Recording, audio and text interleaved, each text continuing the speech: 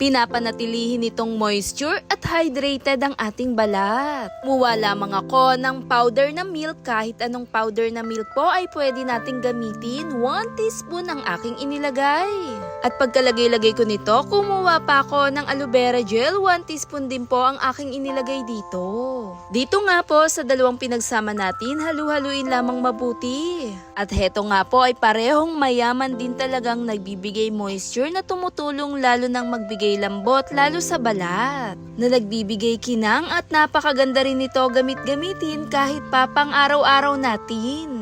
Sa paghalo-halo ko nga nito, lumabas na rin talaga ang tamang texture niya pagkatapos naglagay rin ako dito ng almond oil. Dito nga sa pinagsama-sama natin, napakayaman na rin to sa vitamin E na nagbibigay pangalaga na rin lalo sa kutis, lalo na rin nagbibigay kinang. Na nagbibigay na rin to na pantay na kulay lalo na rin sa ating balat. Kahit pa pang araw-araw natin tong gamit-gamitin ay pwedeng-pwede po para panatilihin itong moisture lalo na rin mayaman na rin to sa protein. Kasama na rin ang pinaka-milk na mayaman sa lactic acid na tumutulong magbigay pusyaw at puti sa kutis. Sa paggamit-gamit po nito, i-apply lang din natin sa buong muka, sa leeg, kahit pa sa buong katawan ay pwedeng-pwede po. Heto nga ang siyang almond milk creamy face and body nga natin. Napakaganda, nagbibigay kinis. Mikinang at malambot ito lalo na rin sa ating balat. Dahil pagdating din talaga sa almond oil, isa rin tong napakaganda lalo sa kutis. Napakaganda rin talaga ng tamang texture niya lalo sa kutis. Hayaan lang natin to ng 20 minutes.